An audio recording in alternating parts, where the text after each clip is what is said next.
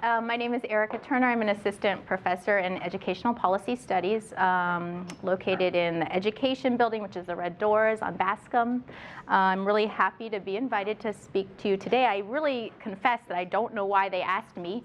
I teach about policy and politics, not curriculum and instruction, but I have been, and I'm speaking today from my experience as a K-12 teacher and teaching undergrads and graduates here at UW-Madison. And so I'm kind of approaching this not in a academic sense, but more in from an experiential perspective. And my goal today is to help you think a little bit about how you set up some classroom systems that address equity and diversity. Some of you probably have had experience in this if you're coming from a background teaching K-12 or you've already taught graduate school or undergrads in some sort of capacity. So I'd like it also to be a little bit of a conversation. Let's see, I've also worked as a fellow with the Madison Teaching and Learning Excellence Program, which is an effort to improve undergraduate education here at UW-Madison. And there are many different organizations. I don't think they work specifically with teaching assistants, but they work with faculty members, and there's other things like Delta, et cetera, that also have a similar aim on campus. I realize that not all of you are going to be teaching assistants. Some of you are here because you have project assistant positions or research assistant positions. Although my comments are going to be mainly aimed at teaching in the classroom, I think some of the points are quite relevant to being especially a research assistant if you're in a lab situation, if you have interactions with undergraduates or beginning graduate students who may also be learning from you and socialized into what it means to be in academia by working with you, which is certainly, as when I was a grad student, one of the main ways I learned what it meant to be a grad student, how to do graduate school, et cetera. So I think if you can think for a moment, if you are going to be an RA or a PA this coming semester, about how you might be in a teaching or a mentoring position, some of these strategies that I'm going to talk about today might also be useful to you. As an overview, first I'm going to kind of have a few framing thoughts about what it might mean to, this was actually a title that was given to me, so I want to problematize it a little bit, but the idea of teaching strategies to promote a positive and inclusive classroom environment. Quickly talk about a few ways that I'm thinking about or framing this talk today, and then I have 7 strategies for you that I'll go through, and we'll have some kind of conversation about in the rest of the conversation, and take a moment to break and ask you to maybe think, talk to a neighbor, et cetera, share back. Okay. What is an inclusive classroom environment? So as I mentioned, the title of the talk was given to me, and I started to think about what is it useful for us to even think about an inclusive and especially a positive and inclusive classroom environment. On the face of it, it's not necessarily something problematic, but what exactly does it mean? I think we can think of inclusive as just letting everybody in to be there, but I think we'd like to go a little bit deeper than that, and I think you've already discussed a little bit some of these terms today or in your lives. So I'm just drawing on some of the work that the Equity and Diversity Committee at the School of Education, of which I'm a member, along with the broader campus community, has done in thinking about what is diversity and equity.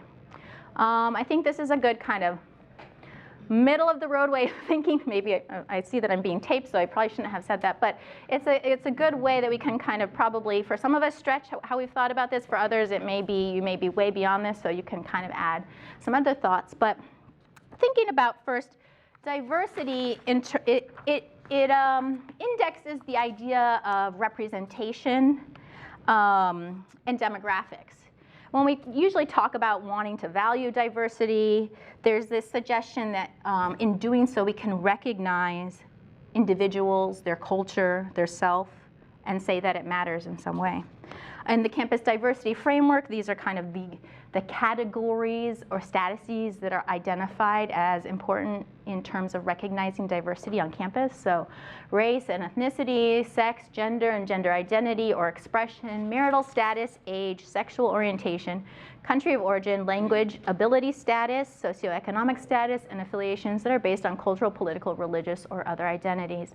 And you can kind of see here it includes quite a wide swath of things that could make you diverse. And in fact, it kind of becomes a truism in a certain set of literature that diversity can work ideologically, right? So that it becomes colorblind. We all are diverse and different, right? Yes, we are. And so how does that help us create an inclusive classroom? So I want to remind you, and the danger here is that diversity can be kind of understood as we all have human worth, which I want to save. But it can mask the fact that not all of our differences are treated equally in society or in the classroom. They can often be taken for granted. Some people's differences can be taken for granted and attributed value. Others' people's differences are called out, delegitimized, marginalized. And it's really the latter that we're concerned about when we want to create an inclusive classroom, because if your differences are already valued in the classroom, then you probably are doing pretty well in there, right? This is the difference between whiteness and blackness, right? So those are both different from each other, at least as we've socially constructed them. But blackness, however it may be attributed to people, to schools, to places, is generally marginalized, delegitimized, seen as bad, dangerous. Whiteness, on the other hand, is often seen as inherently valuable or good. So able-bodied, English-speaking, again, those are differences, but if you are not English-speaking or native English-speaking, your difference is not necessarily seen as valuable or good. It can be seen as a deficit. So when we think about diversity, we're going to have that in our classrooms. We do. Even at Madison, which is in some ways maybe less diverse from the places where you were teaching previously or where you've been a student as an undergrad, that certainly was my experience, but nonetheless, there's going to be different marked and unmarked, there's different kinds of marked and unmarked difference or diversity in the classrooms you're going to be in. So keeping that in mind. The other one is promoting equity. So I think this idea, again, of an inclusive classroom, and this is from the SOE's statement on equity and diversity. This is in our kind of honeycomb thing. I don't even know what they're calling it now, but you'll see this honeycomb. And one of them is about equity and diversity. And the statement in there talks about the inherent value of an equitable environment. And I want to just point out today that equity is implying or suggesting the need for action, some sort of remedy towards a fair or a just, in our case, classroom or school environment. Recognizing, as in the prior slide, that there is quite a bit of disparity and even domination in the way that schools and society are set up. Many of you probably came to graduate school because you're interested in issues of inequality in education. Equity actually sets us a challenge to do something about that systemically. So alongside of the diversity, we want to talk about and remember and perhaps even consider more strongly equity in terms of what it means to create an inclusive classroom. So bringing us back to teaching strategies, which I think is why I was invited to talk, what does this have to do with that? In education poly, there's this appealing search for best practices, this kind of idea of universal, what works teaching strategies that can improve education for everybody. Probably by the end of this session, you're hoping that I will leave you with some of these. Something you can take back to your classroom or your office hours or whatnot, and use without fail with the students that you're working with. And that is not going to happen. Because I want to problematize this idea that there is such a thing as a universal teaching strategy, especially one that could advance equity, inclusion in an inequitable society. So I want to problematize this idea of universal teaching strategies. One of the things that people talk about a lot, and I think this is kind of our best case example of universal teaching strategies, is this idea of universal design. So universal design in the industrial engineering field, people are trying to figure out ways to create more accessible buildings. Things that would work for everybody. And one of the main kind of emblematic ideas of that is the lever handle, right? So the lever handle is something that most people can use, whether or not, whatever your ability is, right? So for example, the elderly who may not have a lot of strength, when you have that kind of more traditional doorknob, it can be quite hard to open a door. But somebody who has less strength or perhaps doesn't have full use of their hands could still use a lever doorknob to get in and out of a place, right? And that's kind of what some of the promise of a universal teaching strategy would be. This idea that it might make accessible for a larger group of people learning in some way. But these practices, especially the ones that tend to be adopted in schools, can be quite marginalizing, especially if we think about the kind of practices that, for example, the federal government promotes under the What Works Clearinghouse. You have to usually have a randomized controlled sample. Then you're talking about a large population. By definition, the way that research is done is that it is going to, rather than looking at individual differences, actually look at what works for a large population. That may be the antithesis of what's going to work for some kind of subgroup or any individual person. It also misses kind of the individuality and the context that may be necessary pedagogically in a classroom for dealing with specific contextual questions, right? So marginalization or inequality may be in contextual interactions that happen in a classroom. They may be within a larger campus climate, et cetera, and we don't know what those are without some sort of context and can't address them.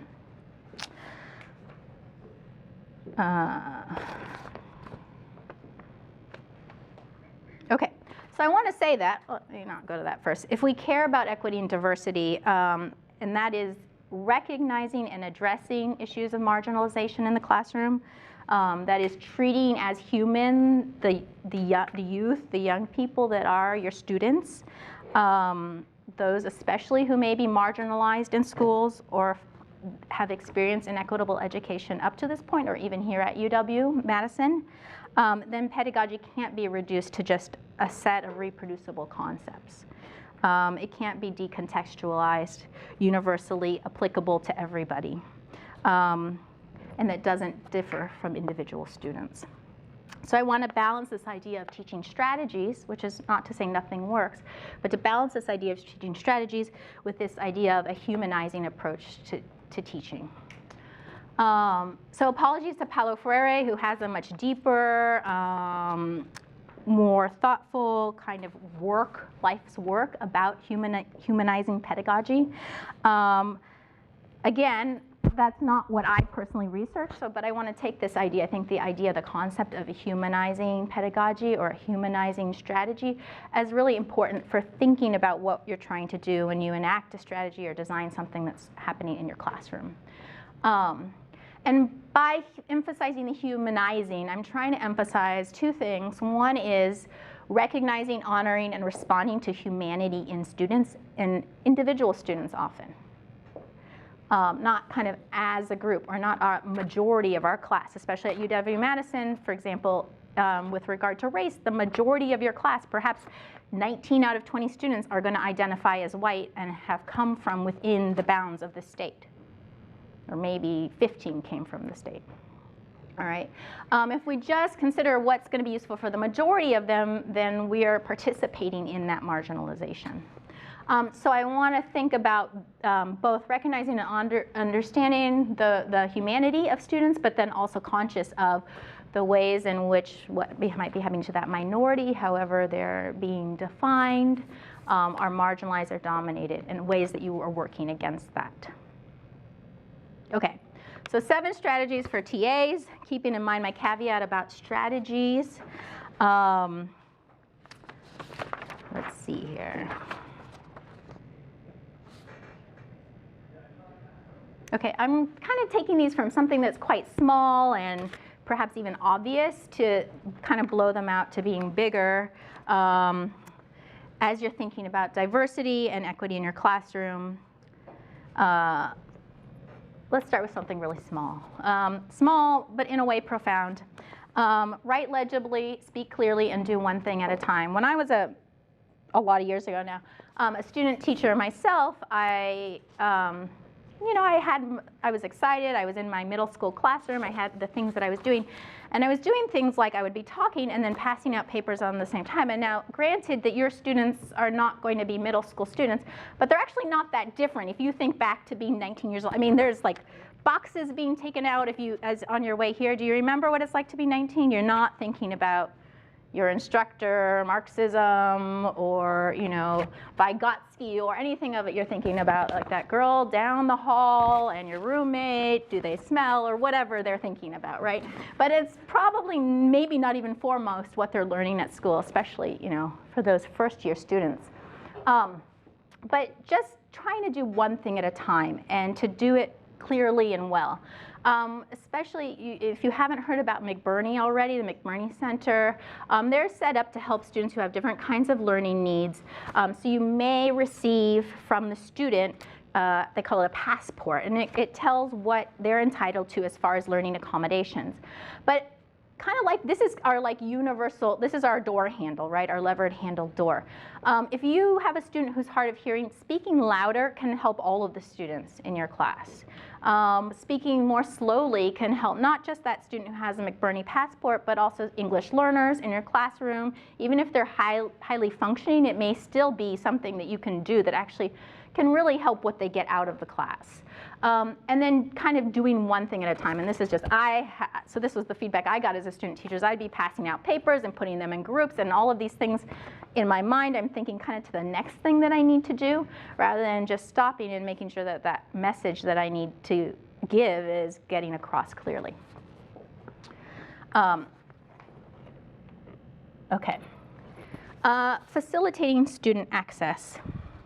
So we kind of know from some of the educational research, so I want to say first, as TAs or as research assistants and PAs, probably a lot of your teaching or mentoring is going to happen on one-on-one interactions with students, right? Office hours or conversations before and after class.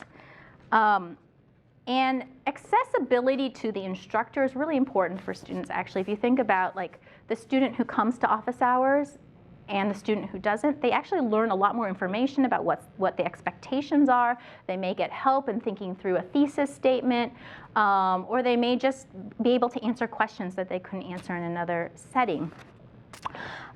So the students who come or who reach out and get that kind of one-on-one interaction are often greatly advantaged, but they're often, kind of ironically, those students who often need it the least, right? Those students who may be intimidated or not familiar with it, or find that the university is a very foreign or kind of space for them, perhaps the first generation to go to college and their family.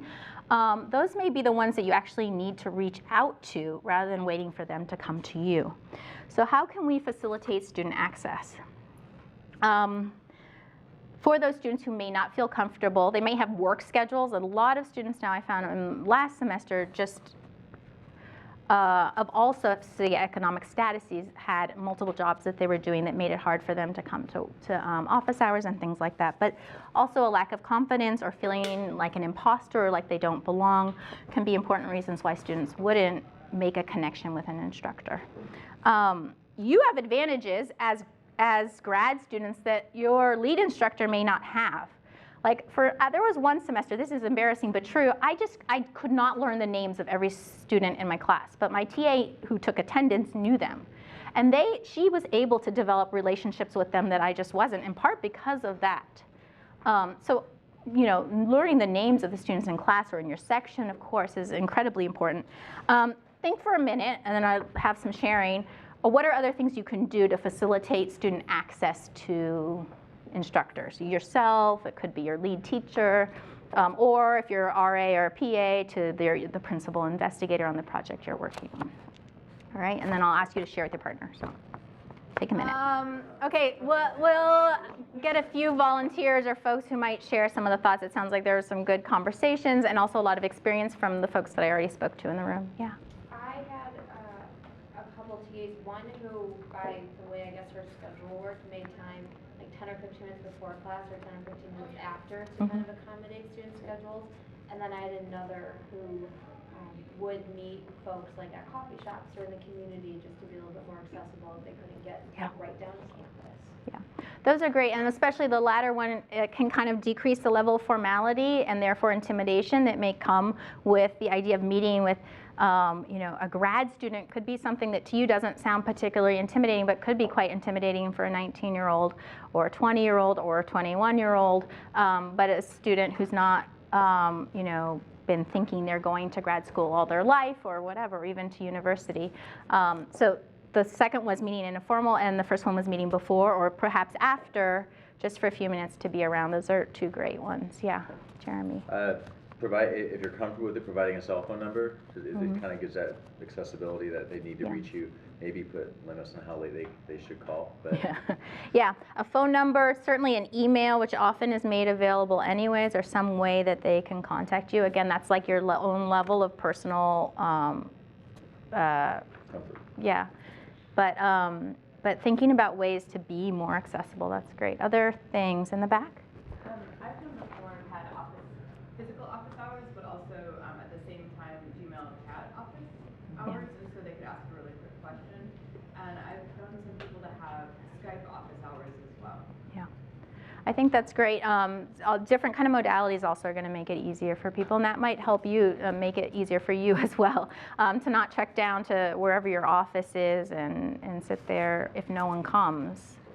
But having that plus face-to-face or drop-in would be probably ideal. If you know they work somewhere particular involved in the sport, going to see one of their games or going to see them at work and just saying hi so they see you outside of the academic setting as well. Yeah, or getting to know something about their lives outside, and what their interests are outside of just that class. Allie? We talked about, too, just the simplicity of reminding students that you're here because you want to be here, and that you welcome conversation, and even personal examples about maybe a time you were intimidated to speak with one of your instructors, but how much it helped you. Yeah. And just that, you might be hired by the university, but the point of you being here is to help students, and that if they already knew how to do everything, you wouldn't get the honor of being their teacher. Yeah, and sometimes that's a message that you would need to give multiple times. Like that first week of school, they're just like, what books do I need to buy, and what is the assignment, and does it fit in my schedule, and those kinds of things. How do I get to the classroom? Is it the education building, the teacher education building? You will have many students that'll be lost between those two buildings and in the wrong building, or ed sciences as well. So beyond learning their names, learning something about them, talking with them, and communicating to them that you're really interested, that it may be intimidating, but that you're here for the express purpose of getting to know them and teach them and learn from them. Requiring office hours is an additional thing that has often just like a 5-minute office hours. They come, they see it's not that big a deal to come to office hours. Everyone else is doing it, and that can be an opportunity for you to, even in a one-on-one way, learn a little something about them, express to them that you're here all the time just waiting for somebody to come talk to you, and not just right before the papers due or the test. There's different ways you can make yourself available in, phone, text, chat, etc. Rebecca? I actually sort of had a question and thought with the learning the students' names, I was thinking, is it wrong to require your students to wear name tags for the first 2 weeks, so that beyond the marginalization that might happen with the instructor not knowing the names of their students, that their colleagues are learning names that, especially with names that may not be Anglo-Saxon, to be able to see that visually and to be able to know who's in the classroom, so that you're facilitating any sort of the students know each other as well. Yeah, sure. No, I don't. I mean, I have them do name tags until I forget, and they forget to bring them, basically. And for me, it's helpful to have to see the name, with the face. Also, your lead instructor should get a class list, and you can ask them to share with you that has the name next to the student's picture. Now, they don't always look the same as that photo, but that could also, you can, just have that at home when you're you're wanting to connect a name with a face or whatever as well. So you can certainly do that. And I think you're making another important point about, especially if it's a name that people may, in schools throughout their life have pronounced incorrectly, making a special effort to make sure you are pronouncing students' names correctly, or using the name and the pronoun that they prefer. So you can ask them about that. That's another way also of showing inclusion, and not some sort of heteronormativity or gender normativity that can make your classroom more inclusive. Was there another hand somewhere over here? Yeah. Oh, just for the introductory office hours, as Deborah had mentioned, perhaps if it wasn't introductory hours, like a check-in while the semester is going, or a few weeks in when things start to get busy. Right. Or right before or after that first test or that first paper and assignment, again, reiterating that you are there for office hours if they want to talk about how it went or how to prepare. And, at the midterm, again, reiterating you really love it when they come to office hours, and even though it might be intimidating, and it was when you first went to school or whatever, yeah. Making those were there kind of any other conversations, especially I didn't back here that was, you guys got loud back there, but now no one's saying anything, or kind of quiet, okay. The other thing I wanted to mention, and Megan Schmidt at MTLE reminded me of this idea, sometimes going to you it may not be the best source of or resource for a student, but they have their own networks that they may be more willing to tap into that could also help them. So you may know the particular course, the expectations for that course, but if they need something like somebody to read their paper over and give them feedback as a reader, perhaps going to somebody who's either in one of the opportunity programs like People, or who they know through SERP or some of these different programs, or the dean's office like Walter, and we used to have the Erin Birdbear, et cetera. They really, a lot of those folks have close connections with the students and over many years, and they have resources as well. So it doesn't always have to be you or the lead instructor, and sometimes you may find that those students are able to kind of connect more successfully with either one of their colleagues from those programs who's in the class or in another class. And that's a set of resources that you can refer them to and help and encourage them to use those. Okay, how can you listen and build on student knowledge and experience as TAs? Now, as TAs or RAs or PAs, you usually actually don't have that much say on what the content is. Perhaps your lead instructor lets you do a lecture one week, or you may be having discussion, but the expectation is the discussion is based on the readings that are already assigned, et cetera. But we know from a lot of research now, especially some done here at the University of Wisconsin, and probably from your own experience, that building on and listening to students is really important. It's both part of that, creating that relationship and access of the prior strategy, but also part of what students learn and get out of being in a classroom. It can make the classroom more inclusive when we value that knowledge and more democratic, et cetera. So what can you do as TAs to build on that? It might be, again, in these office hours or one-on-one conversations, but what are some things that you could do? So again, asking you to take a minute to think about that. So what were some of the ideas out there for how you as TAs, and some of you may have quite a bit of ability to bring in student knowledge or elicit that, draw on their experiences, or ask them to do so. But what are some of the things that you discussed that you can do in your roles? I think once you learn more information about like their interests and things, then you can kind of build on that and just like it says, like relate content in class to their interests whenever possible. Okay. And this might be more like the one-on-one sort of thing, but it kind of reminded me of my work as like a vote counselor when we present something to a client and they're like, no, I've never done that, and they have, they just done it differently. We kind of like rework and like reconceptualize based on their experience, and give it kind of a different perspective and kind of build off their already existing strengths, kind of learn what we're trying to do or explain it in a way that's easier to understand. Right. And you can see already where you kind of both are talking very generally that it really would depend on the individual student that you're working with, and thinking about what are your areas of bias or lack of knowledge, right, that you would you need to be attuned to figure out how to interact with a given student with a set of knowledge and experiences that you may know something about, you may not know anything about, you may misunderstand something about, how that could work into a specific classroom all depends on what the class is and what who the student is and what background knowledge and information you have. And the way back.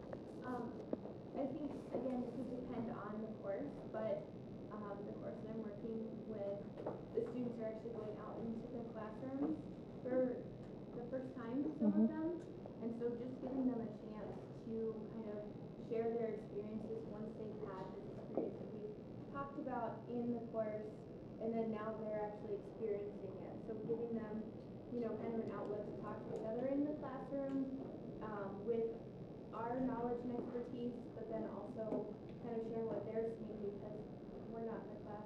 Well, I'm not in the K-12 classroom anymore, where they are now. So they have some expertise that I do not have. Any other perspectives on this kind of question or issue?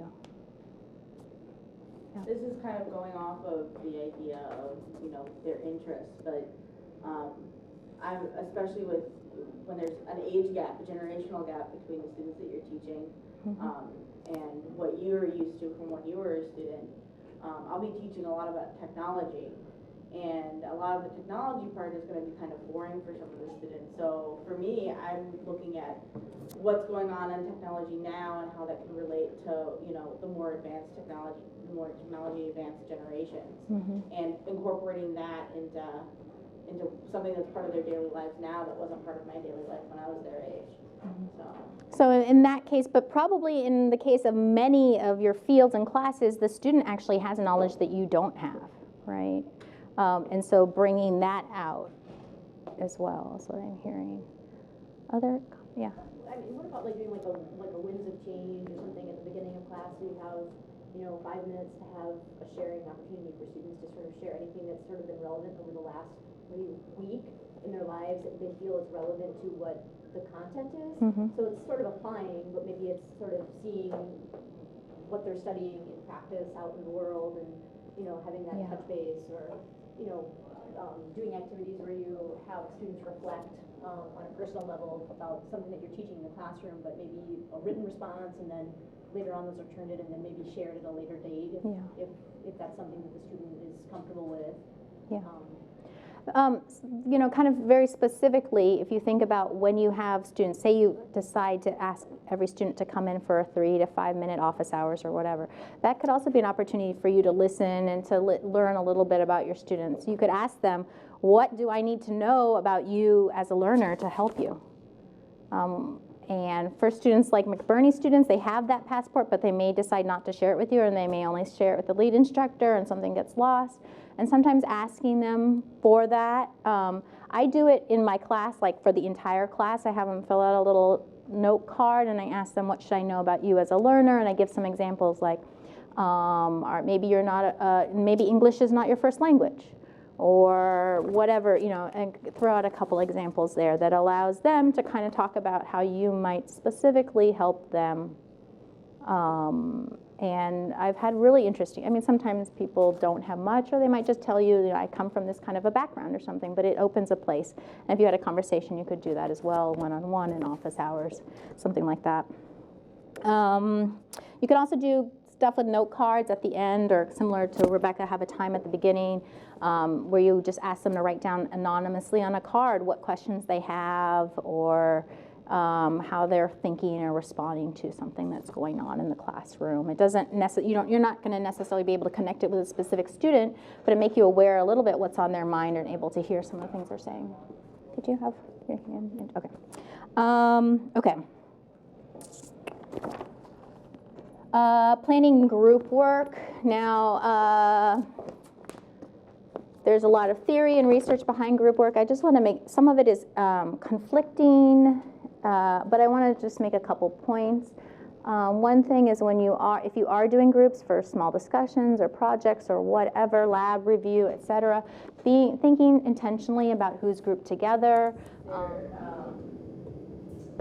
They're somebody who they kind of connect with in some way, but thinking about how those groups are going to function in ways that allow different voices to come up, setting expectations that there are multiple perspectives, that somebody isn't dominating and always talking, but actually that intellectually they should be bringing out different kinds of perspectives can really help with that. And then don't assume that they know how to work in groups. They usually don't. It can really help, especially with power dynamics, to give students particular roles. You can assign them or have them choose them. Again, things like taking notes, speaking out, keeping time. Basic things. Again, middle school comes in super handy, more so than you would imagine. And setting and reminding them of ground rules. Things like, how to be respectful. It may seem like you don't want to use those kinds of really explicit approaches in a college classroom. What I sometimes do is just say, look, I know you guys aren't in middle school anymore, but it always helps to remind of these things and just acknowledge that, but still make them do it. So planning, again, planning group work.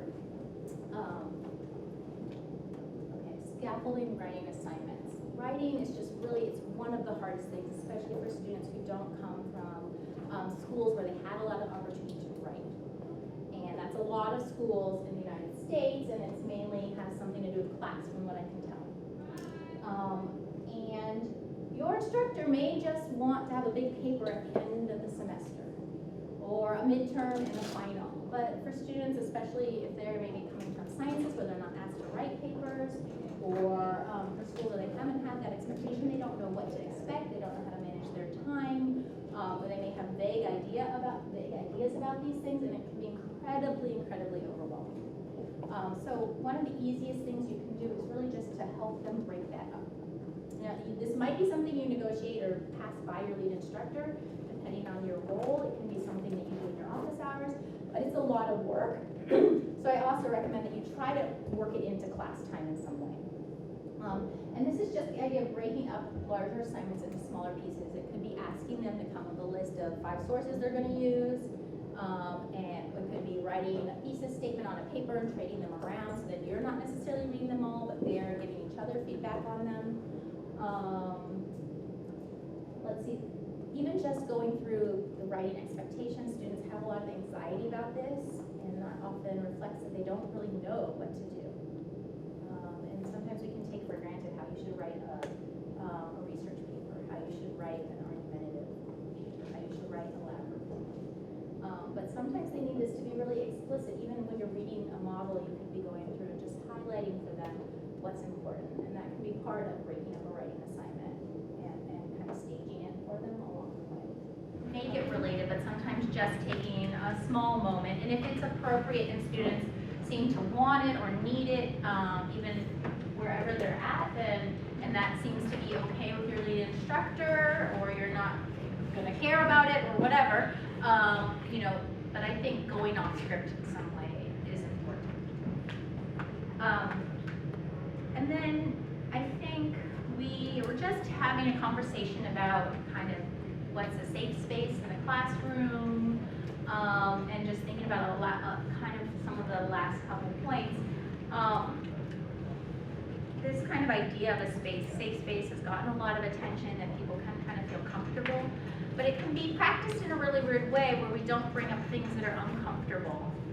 And privilege and injustice and domination and dehumanization are uncomfortable.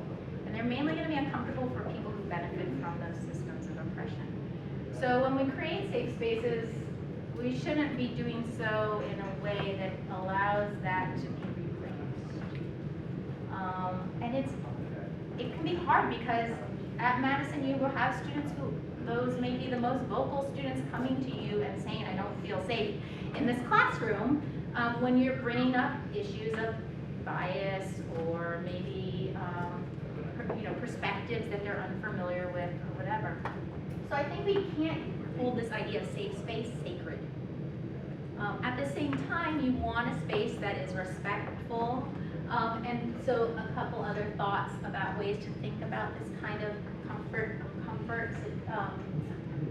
And these are, again, me kind of cobbling together how I'm thinking about it. Some people talk about brave spaces, which is explicitly asking students and acknowledging that the conversation they have may take them to places they are not familiar with. They may have questions. It may not even seem relevant to them, but to take a moment to kind of be brave, to take a risk and enter into something that they, or concepts or ways of thinking about things that they're not familiar with. Because somebody's safe space may be a space that's everyday dangerous for another student in that class. Right, I think again, the idea that heteronormativity or whiteness of a college classroom may be an unsafe space every single day for some of the students that you have in the classroom. And if you're not troubling that, then it's a safe space for some, but it's a dangerous space for others. I also want to mention trigger warnings, and this is if you're going to talk, this has mainly come up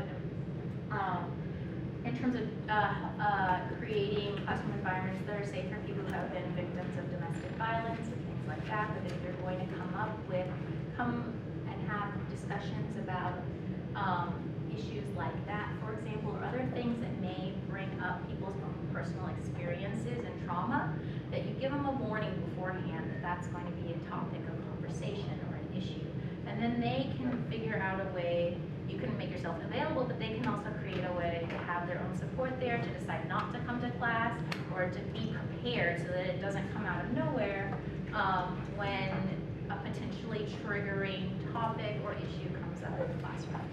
And again, this may, depending on your topic, it may not be there, but having some consciousness, especially if you're running a discussion section or doing something where the conversation can kind of go wide-ranging, or where people may be